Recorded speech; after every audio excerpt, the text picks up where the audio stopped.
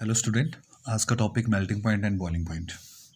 As you all know, मैं very first topic से चल रहा हूँ। आपको लोअर क्लासेस में बताया गया होगा बॉइलिंग पॉइंट होता है point of temperature at which vapour pressure becomes exactly equal to the atmospheric pressure. Okay, atmospheric pressure ये बॉइलिंग पॉइंट की एक डेफिनेशन है जो आप लोगों को मालूम है। और यहाँ मैंने पिक्चर से कुछ दिखाने की कोशिश की है। जैसे अगर मैं इस पिक्चर को देखूँ तो यहाँ पर मैंने एक कंटेनर में लिक्विड लिया है। इस लिक्विड को मैं हीटअप कर रहा हूँ एक बर्नर से। अब ये लिक्विड जब आप हीटअप करोगे तो ऑब्वियसली जो हीट सप्लाई होगी वो फर्स्ट लेयर में जाएगी। फर्स्ट लेयर के मॉलिक्यूल क्या करेंगे, उसको हीट को सेकेंड लेयर में ट्रांसफ़र करेंगे। सेकेंड लेयर के मॉलिक्यूल्स उसको थर्ड लेयर में ट्रांसफ़र करेंगे। एंड जब वो थर्ड एंड टॉप मोस्ट, मान लीजिए थर्ड और टॉप मोस्ट लेयर है लिक्विड की, यहाँ लिक्विड की ख़त्म हो गई लेयर, तो ये मॉलिक्यूल्स क्या करेंगे, अब ऑब्वियसली ये क्या करेंगे, एस्केप होने की कोशिश करेंगे, यहाँ से ऊपर भागने की कोशिश करेंगे। लेकिन ये इतनी ईजिली कन्वीनियंटली यहाँ से मूव ऑन नहीं कर सकते, क्योंकि इसके अपोजिटली ऊपर से ड्यू टू ग्रेविटी कह लो, एटमॉस्फेरिक प्रेशर हम पर एक्सर्ट हो रहा है। You all know that atmospheric pressure कैसे एक्सर्ट होता है। तो ये मॉलिक्यूल्स जो मैंने यहाँ दिखाए हैं ये एटमॉस्फेयर के मॉलिक्यूल हैं, जो इन भागते हुए मॉलिक्यूल्स को, जो टॉप मोस्ट लेयर के मॉलिक्यूल हैं इसके, उनको भागने देंगे। ठीक है, इनको रोक के रखेंगे, इनको प्रेशराइज करेंगे। तो हम क्या कहेंगे कि भाई इतने आसानी से तो नहीं भाग सकते ये। ठीक है, और जब तक ये भागेंगे नहीं, यकीन मानिए आपका लिक्विड बॉयल नहीं होगा। ठीक है, ये बॉयल नहीं होगा। क्लियर? तो बॉइलिंग कब आएगी, आपको कब लगता है बॉइलिंग कब आएगी? अब जब तक ये भागेंगे नहीं, ऊपर उठेंगे नहीं, तब तक बॉइलिंग आ नहीं सकती। और ये कब तक नहीं उठ सकते? एटमॉस्फेरिक प्रेशर के जो मॉलिक्यूल्स हैं, वो जो इनको दबा रहे हैं, अगर वेपर प्रेशर जो नीचे से प्रेशर बन रहा है, अगर इनके मॉलिक्यूल्स और इनके मॉलिक्यूल्स की नंबर लगभग ऑलमोस्ट इक्वल हो जाएं और उनकी काइनेटिक एनर्जी भी सेम हो जाए, तो अब हम कहेंगे एटमॉस्फेरिक प्रेशर और वेपर प्रेशर जब इक्वल हो जाएंगे तब ये चीज़ बॉयल होना स्टार्ट होगी। You know this. ठीक है, तो मेल्टिंग पॉइंट बॉइलिंग पॉइंट को हम लोग ऐसे लेते हैं। अब मैं बेसिक से चल रहा हूँ। ठीक है, उसके बाद हम कॉम्पिटिटिव पॉइंट ऑफ व्यू से भी डिस्कशन करेंगे। तो बॉइलिंग पॉइंट को कैसे डिफाइन करेंगे? Point of temperature at which vapour pressure becomes equal to the atmospheric pressure. ठीक है, मान लीजिए जो ऊपर से क्लाउड के थ्रू आप देखते हो, हम देखते हैं अपने एटमॉस्फेयर में बहुत सारे मॉलिक्यूल्स जो हैं वो क्या कर रहे हैं, नीचे की ओर आ रहे हैं। ठीक है, कॉन्टिन्यूसली वो कहाँ आ रहे हैं, नीचे की ओर आ रहे हैं ड्यू टू ग्रेविटी, आप समझ लो। और इनके नंबर मान लीजिए, समझाने के लिए मैं बोल रहा हूँ कि मान लीजिए 1000 मॉलिक्यूल हैं इस कंटेनर के ऊपर जो दबा रहे हैं इसको, इसके लिक्विड को। लेकिन ये जो बेचारे लेयर के मॉलिक्यूल उठ रहे हैं वो 100 ही उठ रहे हैं। तो क्या 100 जो हैं वो 1000 का सामना कर पाएंगे? नहीं, बिल्कुल नहीं। 1000 बहुत ज़्यादा है जी। फिर आप और हीट करोगे। अब चलिए 100 और आगे हमला करने के लिए, मतलब लिक्विड के और मॉलिक्यूल भी रेडी हो गए कि हम भी अब भागना चाहते हैं। तो पहले 100 थे, 100 और आगे 200 हो गए। अभी भी संख्या बराबर नहीं हुई। आप हीट कर रहे हो, कॉन्टिन्यूसली हीट कर रहे हो। कभी ना कभी ऐसा हुआ कि 500 सिचुएशन आ गई, 600 आ गई। जब मान लीजिए इनके नंबर भी 1000 हो गए, किनके, जो आपका लिक्विड है, अगर उसके मॉलिक्यूल्स की संख्या भी 1000 होगी और जो एटमॉस्फेयर के मॉलिक्यूल्स हैं वो भी 1000 हैं, जो एक्सर्ट कर रहे हैं pressure on both having the same kinetic energy, तो ऑलमोस्ट उनका प्रेशर इक्वल होने की कंडीशन फुलफिल होती है। जब ये इनके मॉलिक्यूल्स और इनके मॉलिक्यूल्स का प्रेशर लगभग सेम हो जाएगा, तब हम कहेंगे कि ये जंग जीत जाएंगे। कौन सा चीज़ जीत जाएंगे जंग? इस युद्ध को ये वेपर जीत जाएंगे, मतलब ये लिक्विड वाले जीत जाएंगे, तो ये बॉयल होना स्टार्ट हो जाएगा। तो ये आपको बहुत लोअर क्लासेस में बताया गया है कि बॉइलिंग पॉइंट क्या है। चलिए अब एक छोटा सा लॉजिकली इसको अंडरस्टैंड करते हैं। मान लीजिए एक आदमी पहाड़ पे चाय बना रहा है, ठीक है, और एक आदमी मैदान पे चाय बना रहा है। चलिए जी, किसकी चाय पहले उबलेगी? ठीक है, बॉइलिंग पॉइंट किसका पहले आने वाला है? बॉइलिंग कहाँ फास्ट होने वाली है, इसकी चाय पहले उबलेगी या इसकी चाय पहले उबलेगी? दो सिचुएशन है, ए की या बी की। मान लीजिए दोनों का कंटेनर सेम साइज़ का है, सेम वॉल्यूम है, दोनों ने एक साथ ही पानी डाला है और एक लेवल का ही पानी डाला है सेम वॉल्यूम का। एक साथ दोनों ने हीटअप करना स्टार्ट किया, मोबाइल पे कांटेक्ट कर लिया कि कब जैसे स्टार्ट करनी है चाय बनाना। अब मुझे बताइए कि इसकी चाय पहले उबलने वाली है या इसकी चाय पहले बनने वाली है? चलिए ये क्वेश्चन है आप लोगों के लिए, किसकी चाय पहले उबलेगी?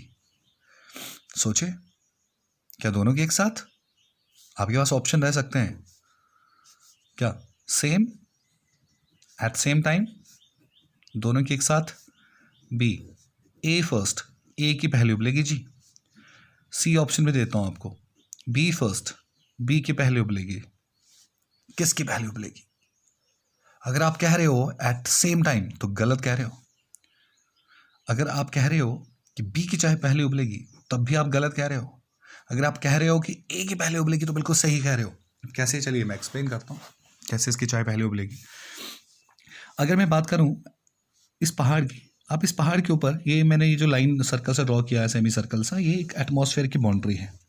आप देखिए कितना सा एटमॉस्फेयर रहा अब ऊपर को। यहाँ से अगर मैं इसके एल्टीट्यूड की बात करूँ तो थोड़ा सा ही एटमॉस्फेयर ऊपर बचता है, लेकिन इसके ऊपर जो ग्राउंड में है, जो मैदानी एरिया में है, जो प्लेन एरियाज में है, वो उनके ऊपर तो बहुत बड़ा एटमॉस्फेयर खड़ा हुआ है। देखिए कितना ज़्यादा एटमॉस्फेयर है ना, इतने ज़्यादा मॉलिक्यूल्स को दबा रहे हैं। यहाँ थोड़े से मॉलिक्यूल दबा रहे हैं। हो सकता है इनकी संख्या 1000 हो, लेकिन हो सकता है इनकी संख्या 1,00,000 हो। क्या करेंगे? इस कंटेनर को 1,00,000 मॉलिक्यूल को हटाना है तब जाके उबलेगा। इस कंटेनर के मॉलिक्यूल, इसके अंदर जो मॉलिक्यूल हैं, इसके अंदर जो लिक्विड के मॉलिक्यूल हैं, उनको सिर्फ 1000 मॉलिक्यूल को ही हटाना है। इनकी जो जंग है, इनका जो युद्ध है, वो 1000 मॉलिक्यूल के साथ है, लेकिन इनकी जो जंग है, इनका जो युद्ध है, जो वॉर है, जो उनको लड़ना है बॉयल होने के लिए, वो 1,00,000 मॉलिक्यूल्स के साथ लड़ना है। भाई बहुत ज़्यादा डेंसिटी है मॉलिक्यूल्स की। तो क्या जीत पाएंगे? क्या जल्दी उबल जाएंगे? क्या जल्दी युद्ध जीत जाएंगे? नहीं, बहुत टाइम लगेगा, बहुत हीट अप करना पड़ेगा, तब जाके इनके खुद के नंबर 1,00,000 पहुंचेंगे, क्योंकि इनको 1,00,000 से युद्ध लड़ना है। इनके नंबर भी 1,00,000 तक होने चाहिए ऑलमोस्ट। बहुत टाइम लगने वाला है, बहुत बाद में चाय उबलेगी। लेकिन यहाँ पर एटमॉस्फेरिक प्रेशर बहुत कम है, सिर्फ 1000 मॉलिक्यूल ही एक्सर्ट कर रहे हैं प्रेशर। तो थोड़ा सा हीटअप करने से हो सकता है 5-10 मिनट बाद ही उबल जाए, हो सकता है इसको 15 मिनट लगे। अगर मैं ये सवाल आपसे पूछूं कि एक बंदा हिमालय पे बैठ के चाय बना रहा है और एक बंदा दिल्ली में चाय बना रहा है, किसकी चाय पहले उबलेगी जी? हिमालय वाले की पहले उबल जाएगी, है ना? क्लियर हो गया आप लोगों को? चलिए, ये बॉइलिंग पॉइंट की एक छोटी सी स्टोरी, और उससे ज़्यादा अंडरस्टैंड हुआ होगा आपको कि बॉइलिंग कैसे आती है और इस प्रोसेस को हम कैसे एक्सप्लेन कर सकते हैं। Next, now I am coming to melting point.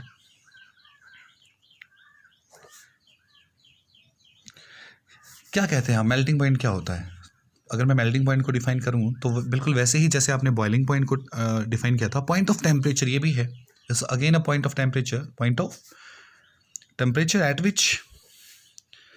Which solid, simple सी डेफिनेशन लेते हैं जो आपको बताई गई होगी। Solid starts to convert into liquid, starts to convert into liquid. जैसे ही वो लिक्विड बनना स्टार्ट कर देता है, वो मेल्टिंग पॉइंट आ गया जी। ठीक है, उसको हम मेल्टिंग पॉइंट कह देते हैं कि मेल्टिंग पॉइंट है। सॉलिड स्टेट, सॉलिड फेज किस में कन्वर्ट हो जाएगा? आपके लिक्विड में कन्वर्ट हो जाएगा। ठीक है, this process is called melting. चलिए अब इसको उसी तरह से लेते हैं। कैसे? कि एक पहाड़ वाला वही लें, देखते हैं, एक जी यहाँ पर और एक यहाँ पर। ठीक है, एक एप्लीकेशन ले रहे हैं जिससे मुझे ज़्यादा समझ आएगी। मैं कुकिंग ले रहा हूँ, इसका कुकिंग ओनली, मैं कुकिंग की बात करूँगा और वहाँ से आपको समझाऊंगा भी। चलिए एक जनरली से आपसे मैं पूछूं, आपको क्या लगता है कि मेल्टिंग कहाँ फास्ट होगी? ठीक है, मान लीजिए मैंने किस चीज़ को मेल्ट करना है, कोई सॉलिड मुझे मेल्ट करना है। मैंने एक व्हाट यू से, चलिए रबड़, मैंने रबड़ ले लिया, वही रबड़ जो इरेजर मिटाने वाला, वही इसमें डाल दिया एक पतीले में, इसके ऊपर ढक्कन रख दिया, और एक ऐसा है, और थोड़ा सा मैंने साथ में चलिए ऐसे रख दिया, और एक मैंने ऐसे रख दिया ओपन में। क्या लगता है आपको, कहाँ मेल्टिंग ज़्यादा होगी, कहाँ फास्ट होगी? जी गेस करिए, कहाँ मेल्टिंग होगी? चलिए जब आपने इसको हीट किया तो इसने ट्रांसफ़र कहाँ की? इस रबड़ के मॉलिक्यूल्स को हीट मिल रही, अभी खुला है भाई, एटमॉस्फेयर इसमें इंटरफेयर कर रहा है, तो ये इसके कुछ हीट को ये भी चुरा लेंगे मॉलिक्यूल्स, जो पड़ोसी हैं, बहुत सारा कॉन्टैक्ट एरिया है इसका, ये भी चुरा लेंगे। लेकिन यहाँ पर मैंने इस लेड रख दी है एक इसके ऊपर, ज़्यादा मॉलिक्यूल्स इसकी एनर्जी चुरा नहीं सकते और चुरा कर भाग नहीं सकते। एक तो बात ये है, देखिए ना, जैसे यहाँ है, मान लीजिए आपने ये खुला है, ओपन कंटेनर है, इसमें किस चीज़ को मेल्ट करने के लिए डाला है, आप हीटअप कर रहे हो, हीटअप किया, इसने चुरा ली, किसने ली पहले वो एनर्जी, जिस चीज़ को आप मेल्ट करने जा रहे हो। साथ में साथ क्या है, ऊपर से देखिए, ऊपर के जो मॉलिक्यूल हैं, क्योंकि मॉलिक्यूल तो हवा के भी होंगे, उस कंटेनर में घुस जाएंगे, वो उसकी हीट को चुरा लेंगे, इन्होंने भी चुरा ली और वो चुरा के भाग जाएंगे। लेकिन अगर आपने लीड रख दी तो क्या होगा, मतलब अगर कुछ चोरी करेगा भी, कुछ मॉलिक्यूल्स इसकी हीट, रबड़ की हीट को चोरी करेंगे भी, तो वो जा नहीं पाएंगे और भाग के बेचारे इसी के पास आएंगे। यानी कि यहाँ पर इसको ज़्यादा देर क्या एनर्जी सस्टेन करेगी, एनर्जी को चुरा कर कोई भागेगा नहीं, यहाँ एनर्जी चुरा के भाग जाएगा। टाइम स्पेंडिंग ऑफ एनर्जी यहाँ पर लेस होगी with in a same material, लेकिन यहाँ time spending of energy in a same material is more. ज़्यादा देर एनर्जी, ज़्यादा देर हीट इसके अंदर रहेगी तो जल्दी मेल्ट होगा। कुकिंग के लिए हम इसका एग्जांपल ले सकते हैं, वैसे कुकिंग को अंडरस्टैंड कर एक अच्छा एग्जांपल है। मान लीजिए एक आदमी पहाड़ पे चावल बना रहा है, एक मैदान में चावल बना रहा है, आपको क्या लगता है किसके चावल पहले उबलेंगे, बनेंगे, चावल उबलेंगे नहीं बनेंगे, किसके चावल पहले बनेंगे, पहाड़ वाले के कि मैदान वाले के। चलिए सेम एग्जांपल भाई, चलिए मैं चावल को आपको ऐसे दिखाता हूँ। मान लीजिए आपने चावल ये डाला है, चावल एक क्रिस्टल, एक दाना दिखा रहा हूँ मैं आपको, ठीक है, माइक्रोस्कोप से, ठीक है जी, यहाँ दिखा रहा हूँ। अब देखिए, जब आपने हीट ट्रांसफ़र की तो चलिए यहाँ से ये पानी भी होता है बीच में, इन मॉलिक्यूल्स ने ये ली, इन्होंने ली, फिर ये क्या करेंगे, ये मॉलिक्यूल्स किसको सप्लाई कर देंगे, चावल को करेंगे, ठीक है जी। चावल से, चावल के बाद किसने ली, ये मॉलिक्यूल ने ली, मॉलिक्यूल ने ली, मॉलिक्यूल ने ली, वाटर के मॉलिक्यूल, और ये वाटर के टॉप मोस्ट के मॉलिक्यूल थे, ये थोड़ी देर में भाग जाएंगे, भाग जाएंगे, ईजिली भाग जाएंगे। क्यों भाग जाएंगे, क्या लगता है आपको? अगर लीड नहीं रखी है तो ये भाग जाएंगे, ठीक है। लेकिन अगर मान लीजिए मैंने ढक्कन रख दिया और मैं चावल को बना रहा हूँ, फिर से मैं इसको हीटअप कर रहा हूँ, हीटअप करने के बाद एनर्जी इसको गई, इसको गई, फिर चावल के उस दाने को गई, उसके बाद अगली लेयर को गई, अगली लेयर को गई, और ये टॉप मोस्ट मॉलिक्यूल्स हैं, ये भागने की कोशिश कर रहे हैं, ये भी भाग जाएंगे। लेकिन मैंने लीड रख दी, ढक्कन रख दिया इसके ऊपर, क्या भाग पाएंगे? नहीं भाग पाएंगे, बेचारे वापस आ जाएंगे। वापस आएंगे तो एनर्जी यहीं रहेगी सिस्टम में, एनर्जी बाहर नहीं जा सकती। जो एनर्जी यहाँ से मिल रही है वो energy most of time spending उस एनर्जी का सिस्टम में ही रहेगा, यानी कि इस चावल को ज़्यादा देर एनर्जी मिलेगी। लेकिन यहाँ पर मान लीजिए अगर आपने इसको हीटअप किया, इस चावल के दाने को एनर्जी तो मिली, लेकिन इसने वो एनर्जी आगे ट्रांसफ़र कर दी। इलास्टिक कोलिजन होता है भाई, हमें मालूम है, इलास्टिक कोलिजन से क्या होगा, वो एनर्जी आगे ट्रांसफ़र हुई, आगे ट्रांसफ़र हुई, और टॉप मोस्ट के मॉलिक्यूल को जब तक वो पहुँची वो लेकर भाग गए, निकल गए। अब क्या होगा, इसको बेचारे को एनर्जी जो इसको आग से मिल रही थी, नीचे से मिल रही थी हीट, इसको उसको लेकर कोई भाग गया, इसको ज़्यादा देर नहीं मिली वो, लेकिन यहाँ पर मैंने रोक के रखा है, वो भाग नहीं पाएंगे, वापस यहीं आएंगे, चावल को फिर मिल जाएगी टकरा के थोड़ी बहुत एनर्जी, यानी कि चावल यहाँ जल्दी बनेंगे। अगर आपने ढक्कन रखा है तो, ढक्कन नहीं रखा है तो चावल देर से बनेंगे। अंडरस्टैंड हो रहा होगा आपको ये मैकेनिज्म, ठीक है, कि ढक्कन रख के कोई चीज़ें पहले बनेगी, ऐसे नहीं बनेगी। चलिए ऐसी तरह से हम इसको अंडरस्टैंड करते हैं, पहाड़ पर चावल पहले बनेंगे कि यहाँ पर, बिल्कुल उस चीज़ को वैसे ही समझिए जैसे हमने पहले लिया था। ये एटमॉस्फेयर बना दिया, इसके ऊपर पहाड़ पे जो बंदा बैठा है, जो चावल बना रहा है, उसके ऊपर देखिए थोड़ा सा एटमॉस्फेयर है जिसको मैं कलर कर रहा हूँ, लेकिन इसके ऊपर देखिए एटमॉस्फेयर की बाउंड्री कहाँ है, ये है लास्ट। इतना सारा एटमॉस्फेयर इसके ऊपर वर्क कर रहा है, यानी कि यहाँ पर चावल के ऊपर ढक्कन है, एटमॉस्फेयर का ढक्कन मान लेते हैं, यहाँ भी चावल के ऊपर ढक्कन है, एटमॉस्फेयर का ढक्कन है मान लेते हैं, लेकिन यहाँ छोटा सा ढक्कन है, नहीं समझ रहे हो आप, देखिए उसका साइज़ कितना छोटा सा है, यहाँ बहुत बड़ा ढक्कन है, यानी कि मॉलिक्यूल्स इसको जल्दी हटा नहीं पाएंगे, यहाँ से खिसक नहीं पाएंगे, है ना। बहुत बड़ा ढक्कन रख दिया आपने, यहाँ से मॉलिक्यूल भाग नहीं पाएंगे बेचारे आसानी से। अगर भाग नहीं पाएंगे तो उनका time spending with in the system is more, molecule ज़्यादा देर वहीं रहेंगे, भाग नहीं पाएंगे। लेकिन यहाँ पर ढक्कन छोटा सा है, हो सकता है उसको उठा दें, थोड़े बहुत ये ज़्यादा शातिर हो जाए मॉलिक्यूल्स वाटर के और यहाँ से भाग जाएं, लेकिन यहाँ पर भागना बहुत मुश्किल है, एटमॉस्फेरिक प्रेशर बहुत ज़्यादा है, काफ़ी देर मॉलिक्यूल्स अंदर ही रहेंगे उस एनर्जी को पकड़े हुए, होल्ड किए हुए, यानी कि आपके चावल को ज़्यादा एनर्जी मिलेगी और वो जल्दी कुक होगा, जल्दी, है ना। क्लियर हो रहा है आपको? तो कुकिंग कहाँ फास्ट हो रही है आपकी, ग्राउंड में, लेकिन चाय पहले कहाँ बन रही है, हिमालय में, हमने यहाँ भी किया था, ठीक है। तो ये मेल्टिंग और बॉइलिंग पॉइंट को समझाने के लिए छोटी सी एप्लीकेशन मैंने दी, ठीक है। सो बी कंटिन्यू, हम इस टॉपिक को अभी फर्स्ट लेवल पे ले रहे हैं, मतलब अभी हम टॉप लेवल की ओर जाएंगे।